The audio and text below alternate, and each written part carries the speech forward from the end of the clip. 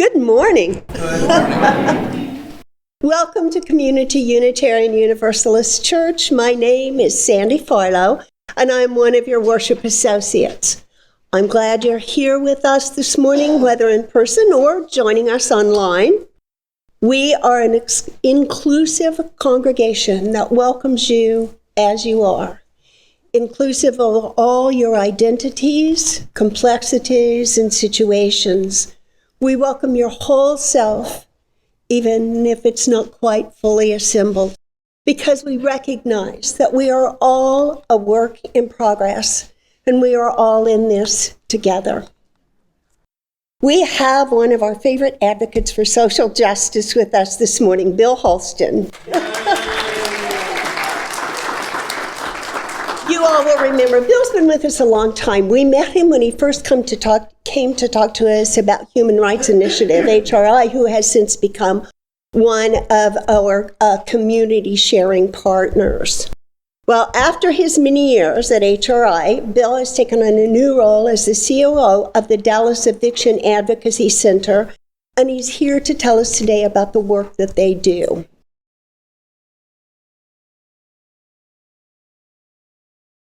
As many of you know, as I've spoken here before, I've spent the last maybe 30 years advocating for immigrants to our country, primarily asylum seekers, providing pro bono legal assistance to them. And for the last 11 and a half years, I did that work at the Human Rights Initiative of North Texas, an organization that this congregation, continues to support, something that means a lot to me and stands out in the disappointing silence of most faith communities in our community.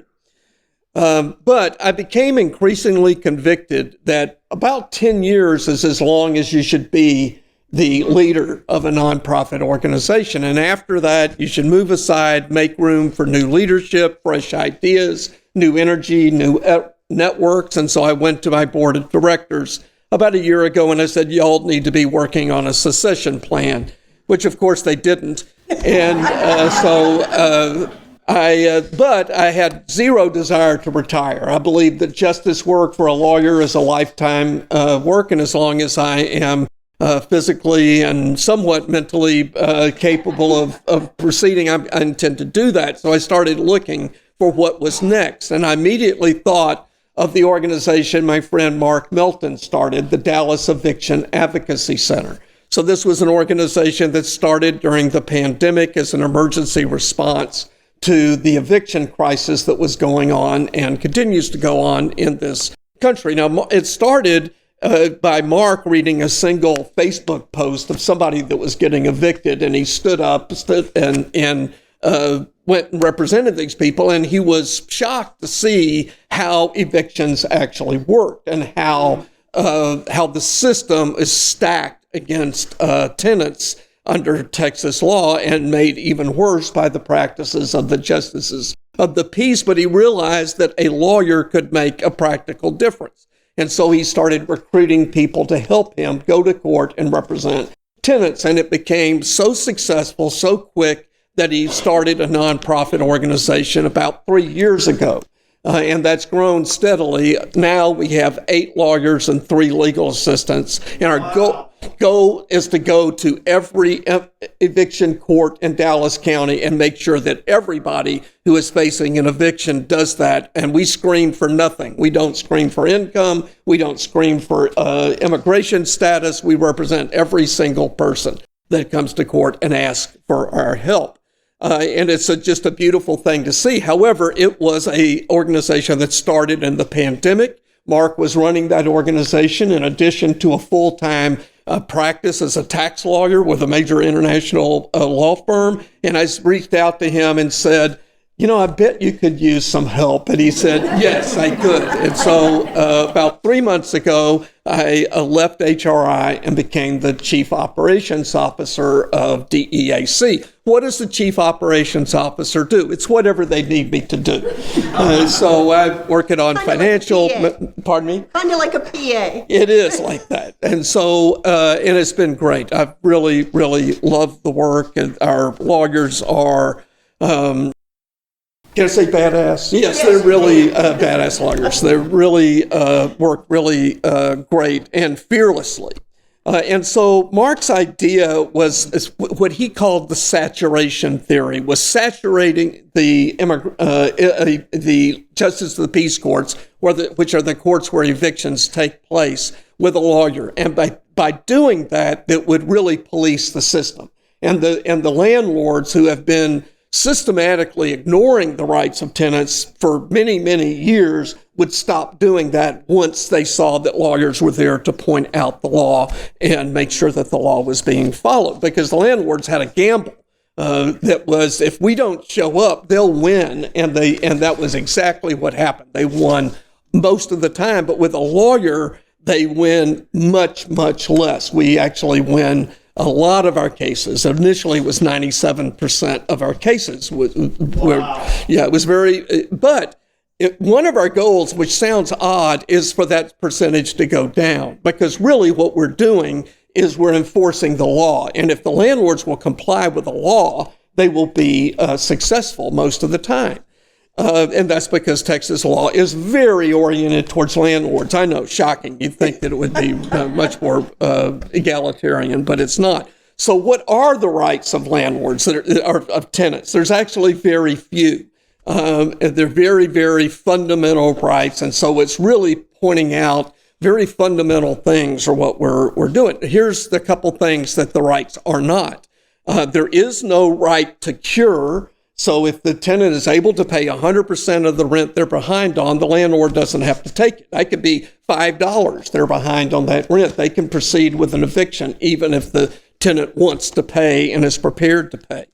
And then this is the one that is the most surprising to tenants. The condition of the premises, the landlord's failure to repair is no defense to an eviction. So tenants come in and we hear their stories, and often what they want to do two things. They want to explain to the court that the landlord has a really substandard place that is they're having to live. No running water sometimes, bathrooms that don't work, leaks, molds, conditions like that. And that is no defense at all to an eviction. The landlord can proceed anyway. The other thing they think, and they're very naive about this, they've fallen on sometimes really difficult circumstances. I talked to a woman a few weeks ago that she was unable to work, but she had just she didn't have health insurance, and she had just gone through a radical double mastectomy. And we had to explain to her, the courts don't care. They don't care what the circumstances are, what you didn't pay your rent. They care, did you pay your rent? And did you get the proper legal notice, which is very modest, by the way. Texas law is they're entitled to 3 days notice of an eviction, and after that, they can actually stack their stuff on the sidewalk. Now, there's one exception to that, which is really interesting. Under the CARES Act, there was a federal law that said, look, if you're a landlord and you have a federally backed mortgage, or you have Section 8 housing, some federal benefit for your property, in exchange of that, you have to give 30 days notice. Well, of course, tenants have very few rights, as I've said, but the landlords were ignoring even those. And so they routinely gave no notice or 1 day's notice, and would try to change the locks on people, things like that. They would turn off the utilities, all sorts of things in order to obtain possession of the property. So we're pointing out to the courts that the landlords have failed to give the proper notice. And then the other types of defenses are, and this is a change in the way real estate worked, or particularly apartment complexes. It used to be that the apartment complexes were owned by individuals that were investors. Maybe it's a piece of property they had inherited, something like that. And they knew the tenants. They knew these people. Increasingly, these apartment complexes are owned by corporations incorporated in other states, and which means they're required by law to come be admitted to do business in the state of Texas and to pay their franchise taxes. And they don't do it. Many of them don't do it. They don't pay their franchise taxes, which means they don't have the legal right to sue, or they have sued under some other name. This is a foreign corporation that hasn't come and been admitted to do business in the state of Texas. They're not doing it, and because of that, they really shouldn't have the right to evict somebody. So it's really important to point out all we're really doing as an organization is requiring the landlords to comply with the Texas laws that have just modest protections for tenants. So all of this is a illustration of, or a practical demonstration of what was happening in the country during before the pandemic.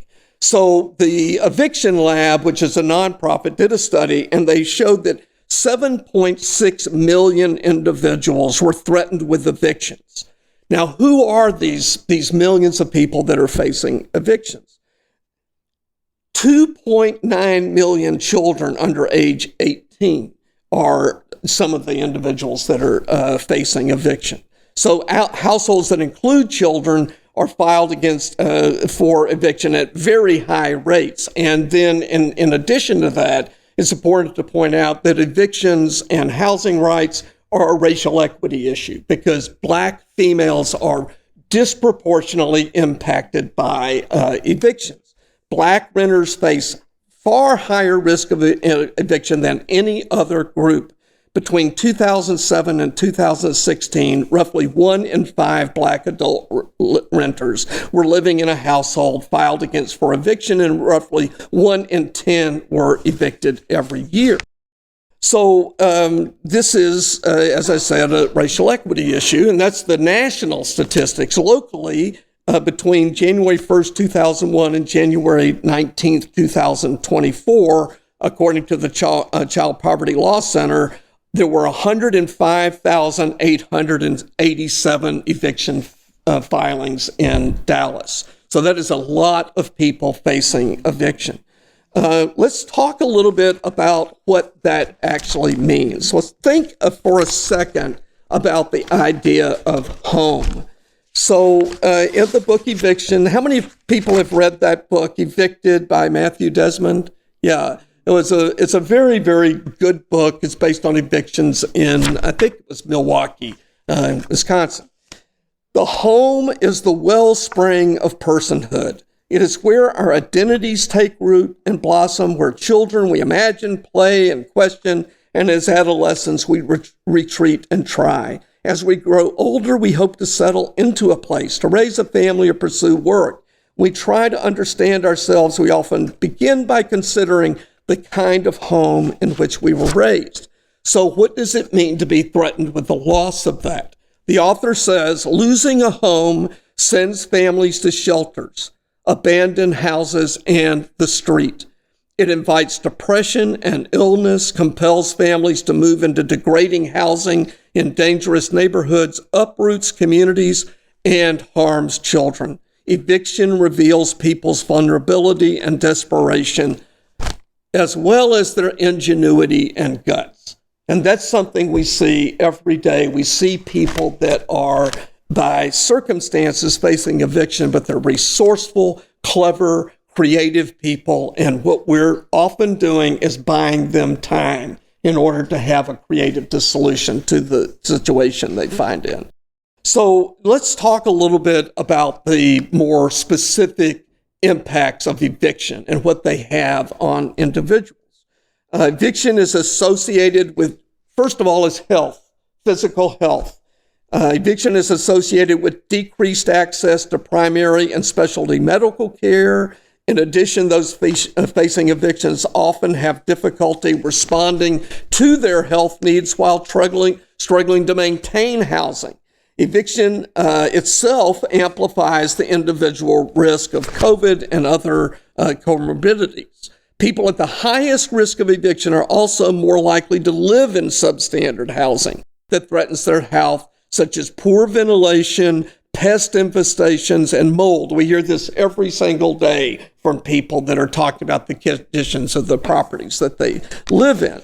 And these eviction and housing are associated with numerous comorbidities, including increased risk of high blood pressure, higher mortality regardless of cause, increased risk of coronary heart disease independent of other underlying risk, poor self-reported general health. And then, of course, and this is maybe the thing that springs to mind quickest, is mental health, the impact of on people's mental health. Eviction, the mere threat of eviction is associated with numerous mental health conditions, including anxiety, depression, exposure to violence, mental health hospitalization, and even suicide. For women, eviction is associated with physical and sexual assault, drug use, and other harms. And this is the particularly sobering. Those of you who are public educators have seen that. My wife's a public school teacher. She's seen this over and over. Eviction is particularly traumatizing to children, affects the emotional and physical well-being and development for years, if not lifetimes. Eviction increases the likelihood of emotional trauma, lead poisoning, food insecurity, and academic decline because of the interruption of their education and being relocated to other schools. Now, the good news was governments were not just completely indifferent to this. There were lots of different government programs for the benefit of tenants. There was rental assistance, a lot of millions of dollars of rental assistance for people, assisting people to pay their rent. And then there were moratoriums during COVID. And all this was exacerbated, like many other things, by COVID. And so there were moratoriums, including a moratorium by the CDC on any evictions to take place. Well, that was challenged by the governors of states and eventually invalidated by the U.S. Supreme Court. And if you were fortunate enough to live in a progressive city like Dallas, we had city ordinances that were passed in order for the benefit of tenants. One of which was a right to cure. You had the right, after given notice of an eviction, to pay your rent. Well, that was invalidated by the Death Star legislation, which the state of Texas, not being content with ruining the whole state, was targeting us cities that actually had progressive governments and wanted to do the right thing. And so under that Death Star litigation, we were not being permitted to do that.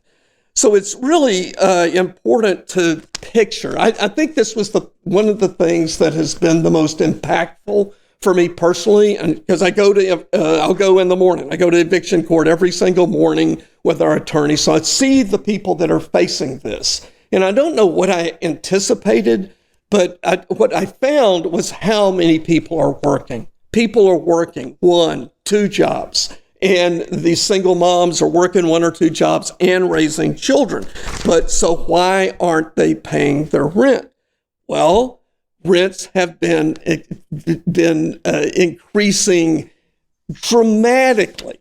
So rents from 2017 to 2022, rents increased at 32%.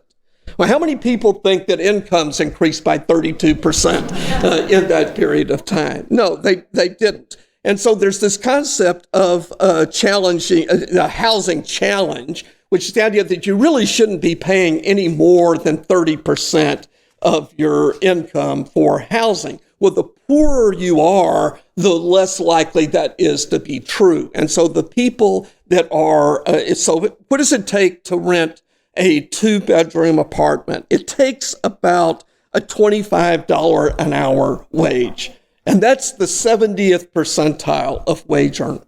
And so you have rents that have risen 32% in income, particularly for hourly workers. And then think about that. How many of you have seen the KERA series on One Crisis Away?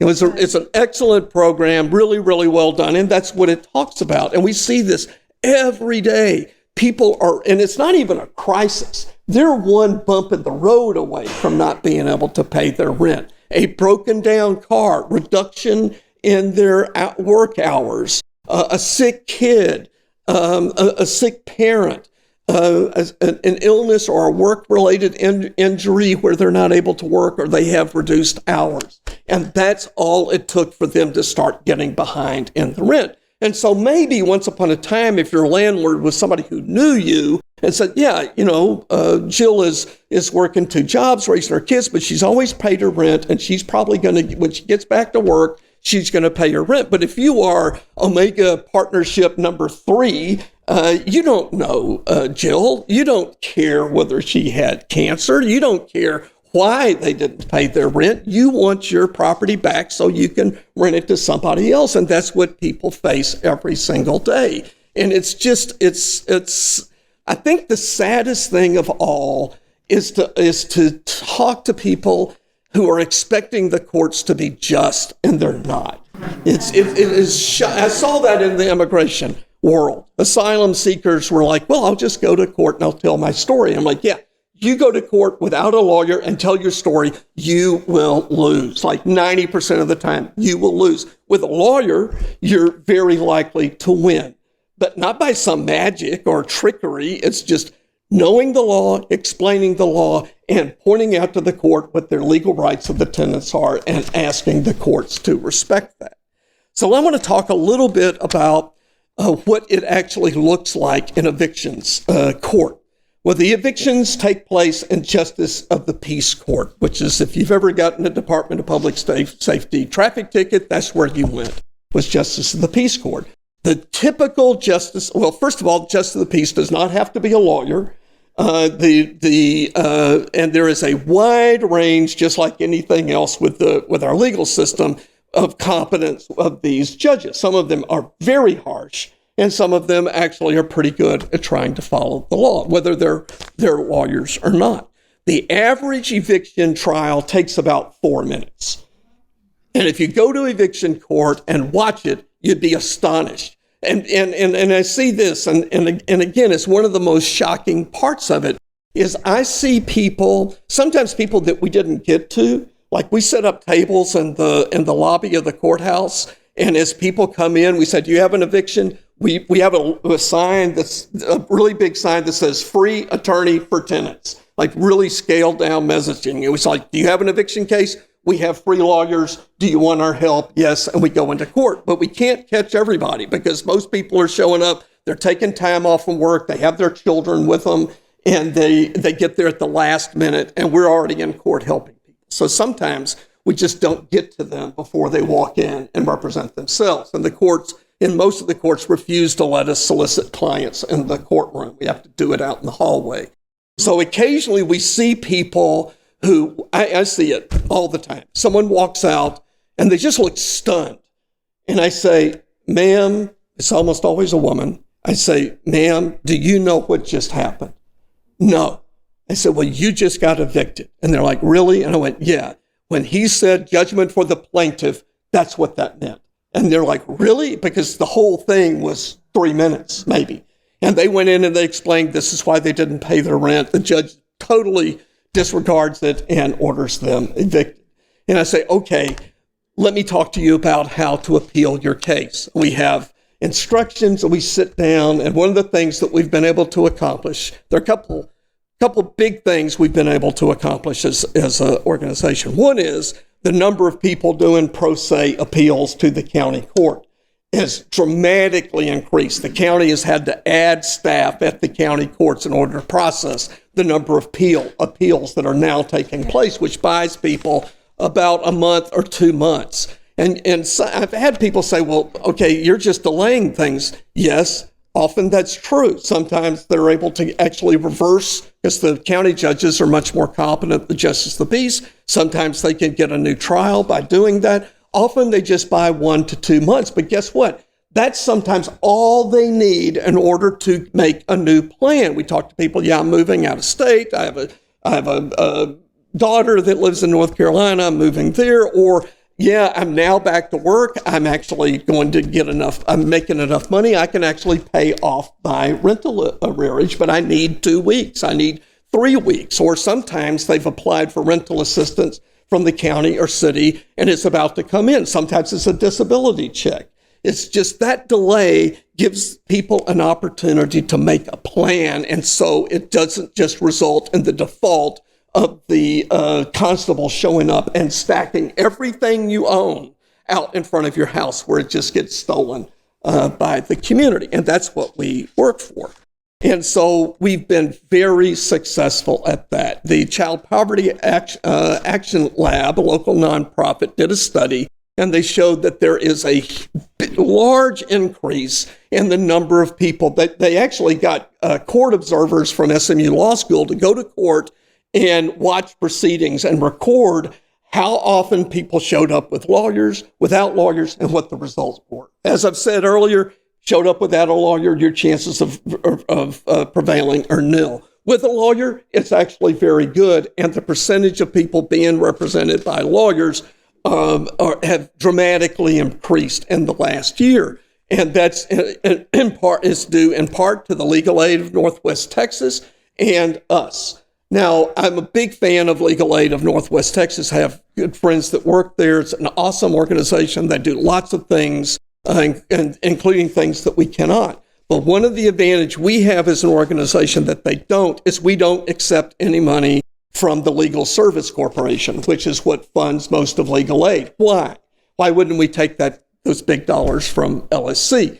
Because we have to screen people for income. We have to show that everybody's under 125% of poverty guidelines. Well, guess what? How much time do you have to screen people for their income when they walk in that door, they're headed to that door, and their eviction case is going to start in 5 minutes? You don't have any time to screen clients. You barely have time to hear enough of their story to go in and represent them. So the way the conventional legal aid works just is totally impractical when it comes to eviction court, because HRI, Human Rights Initiative, operated a lot like legal aid. We had very careful vetting of cases, and then we would assign those cases to pro bono lawyers, and that could take 6 or 7 years. Would you have 6 or 7 minutes in eviction court? So there's no, let's look at your paperwork, let's see your tax returns, let's see if you have proper immigration status. You can't do any of that. And so we think as an organization, we have dramatically impacted the number of people who are currently represented in an eviction court. And the good news is we will do even more, because we are continuing to hire lawyers. We're going to continue to hire lawyers. One of the things we've done is hire bilingual legal assistants, because, as you might imagine, Spanish speakers are much less inclined to show up for their court hearing because they're terrified of going to the courthouse, terrified of representing themselves, terrified of retribution from their landlord. And so we've hired bilingual legal assistants to increase that. And so this year, we hope, our goal is to reach full saturation where anybody who wants a lawyer in Dallas County facing eviction is going to get a lawyer. So I'm going to close. I've done this before, but it's worth doing, because anytime I come here, I know at some point they're going to say, "You are such a downer, Bill. Why do they fight here?" But anytime you talk about justice, you have to talk about injustice. And anytime you talk about injustice, it's overwhelming and sad, and it can lead you to an element of despair. And so I think it is really important anytime we talk about these things, as opposed to being either indifferent or inactive because of despair, that we maintain hope in our activism and in work. And so I love ending with that great quote from Seamus Haney from Cura Joy. History says, "Don't hope on this side of the grave, but once in the lifetime, the longed for tidal wave of justice can rise up, and hope and history rhyme." So let's make that happen. Okay? Thank you.